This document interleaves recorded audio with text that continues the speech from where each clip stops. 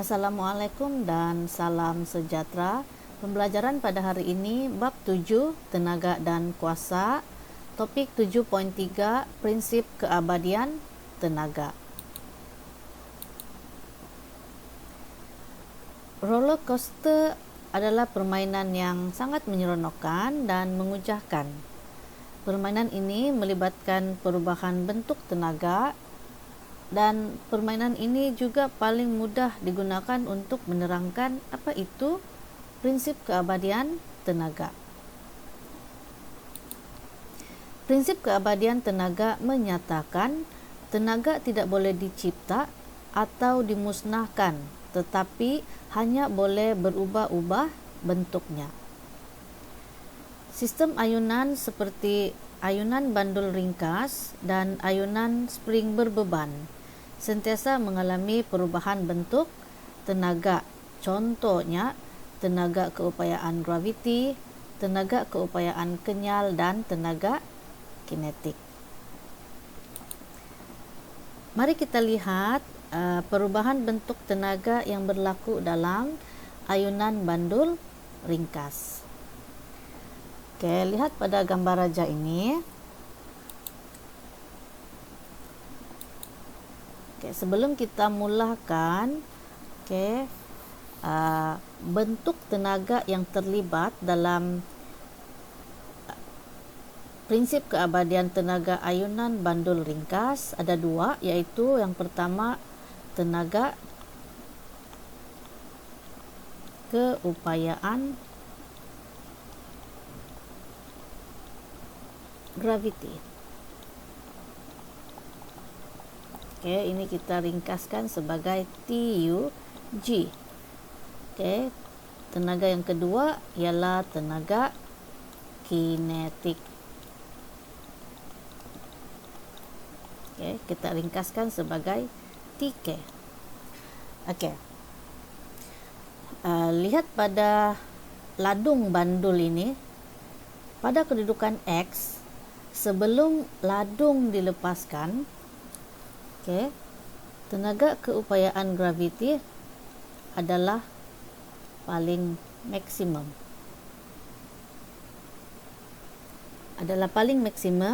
Karena ladung ketika ini adalah pada ketinggian maksimum. Tenaga kinetik pula adalah pada sifar, karena ladung pada ketika ini dalam keadaan pegun. Dan kelajuannya sifar. Apabila ladung dilepaskan, lihat pada sini, ladung dilepaskan, jadi keadaan ladung ketika ini dari kedudukan X ke kedudukan Y. Tenaga keupayaan graviti akan berkurang karena ketinggian ladung semakin berkurang. Tenaga kinetik pula, tenaga kinetik bertambah karena kelajuan ladung pada kedudukan ini semakin bertambah. Seterusnya, pada kedudukan Y, tenaga keupayaan graviti adalah minimum. Kerana ladung pada ketika ini berada pada ketinggian yang minimum. Tenaga kinetik pula adalah maksimum. Disebabkan ladung pada kelajuan maksimum. Seterusnya, kedudukan Y ke Z. Kedudukan Y ke Z, tenaga keupayaan graviti bertambah. Kenapa bertambah? Ketinggian ladung semakin bertambah pada kedudukan Y ke Z. Tenaga kinetik pula berkurang. Sebab kelajuan ladung semakin berkurang. berkurang. And then pada kedudukan Z, okay, tenaga keupayaan graviti adalah paling maksimum. Okay. Sebab pada ketika ini ladung berada pada ketinggian maksimum. Tenaga kinetik pula sifar. Okay. Sebab ladung pada ketika ini ladung pada ketika ini ialah pegun dan kelajuannya sifar. Seterusnya dari Z ke Y, okay, tenaga keupayaan graviti berkurang. Okay. Tenaga keupayaan graviti berkurang, okay, disebabkan ketinggian ladung semakin berkurang. Tenaga kinetik akan bertambah, okay, sebab kelajuan ladung semakin bertambah. Pada kedudukan Y, tenaga keupayaan graviti adalah minimum, okay, sebab ketinggian dia pada ketika ini paling minimum. Tenaga kinetiknya maksimum. Okay. Seterusnya pada kedudukan Y ke X, okay, Y ke X, tenaga keupayaan graviti bertambah, okay, dan tenaga kinetik berkurang. Okay, sebab kelajuan ladung pada ketika ini semakin berkurang. Okay, kita balik semula kepada kedudukan X tadi.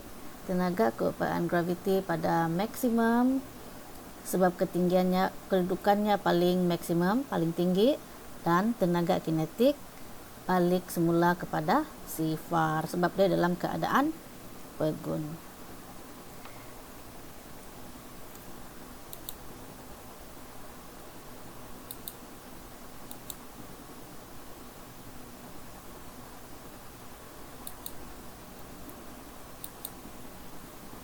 Okay, yang kedua kita tengok pula bagaimana perubahan bentuk tenaga yang berlaku dalam ayunan bandul, okay, ayunan spring berbeban.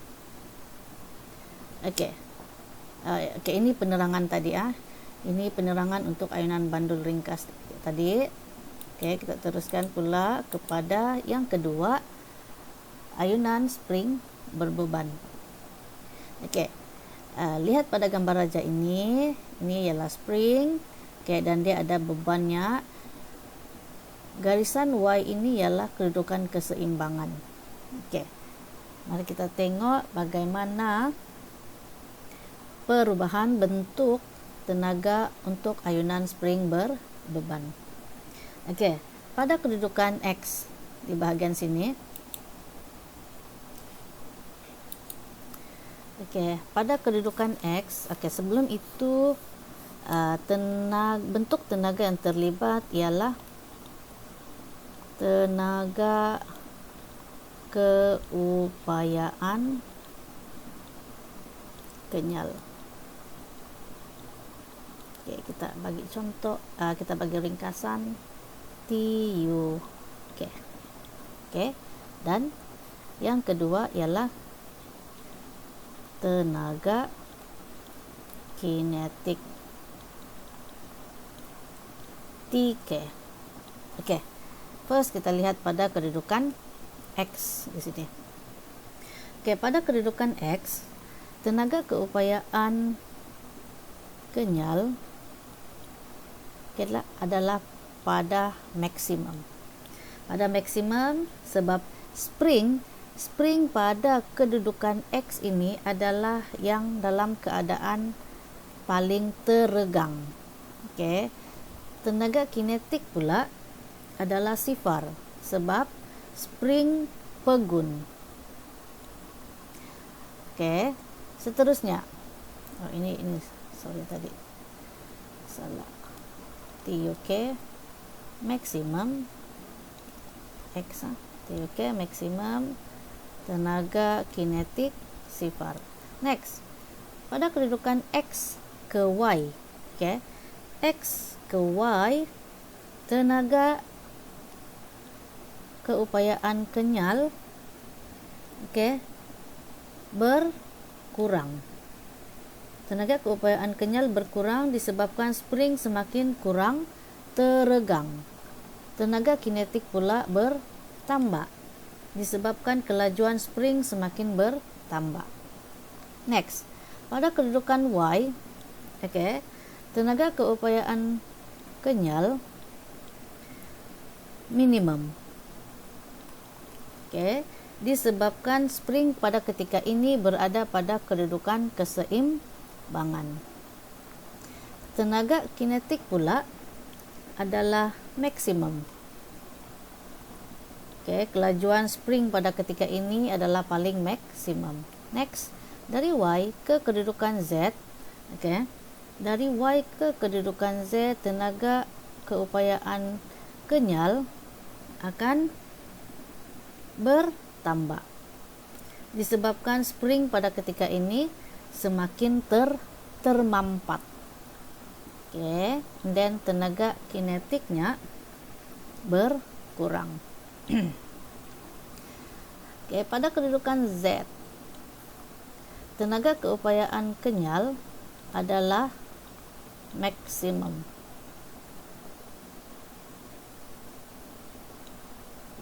Untuk tenaga kinetik pula ialah sifar. Sebab pada kedudukan Z, spring adalah pegun. Next, kita pergi pula Z sini sama saja ya dengan sana. Dari kedudukan Z ke Y, tenaga keupayaan kenyal berkurang. Tenaga keupayaan kenyal berkurang disebabkan spring semakin kurang termampat. Tenaga kinetik pula akan bertambah disebabkan kelajuan spring semakin bertambah. Dan pada kedudukan Y, tenaga keupayaan kenyal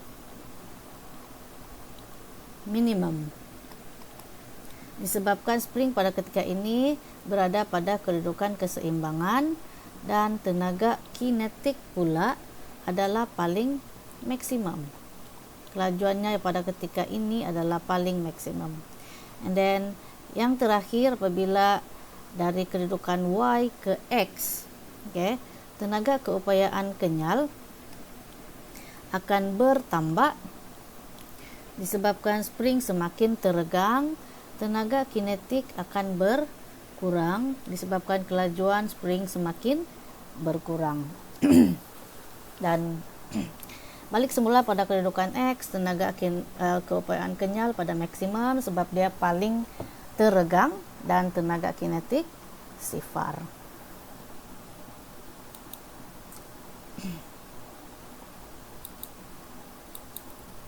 Ini ialah penerangan untuk perubahan bentuk tenaga untuk ayunan spring berbeban. Ini ialah latihan untuk topik 7.3. Itu sahaja untuk hari ini. Jangan lupa like and share and subscribe. Thank you.